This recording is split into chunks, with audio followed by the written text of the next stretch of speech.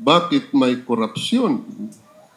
Ang mas malalim na tanong ay, bakit may mga taong inuuna ang sarili kaysa kapakanan ng nakakarami? At ang sagot ay malinaw. Dahil sa ako. Self-centeredness. Ang tunay na buhay ay hindi matatagpuan sa pag-una sa sarili.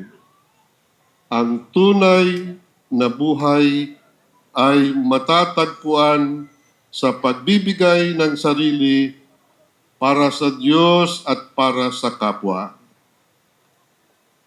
Ang kabaliktaran ng korupsyon ay hindi lamang katapatan.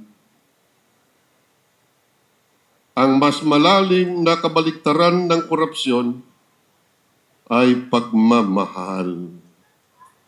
Ang kakayahang unawain ang kabutihan ng iba bago ang sariling kapakinabangan.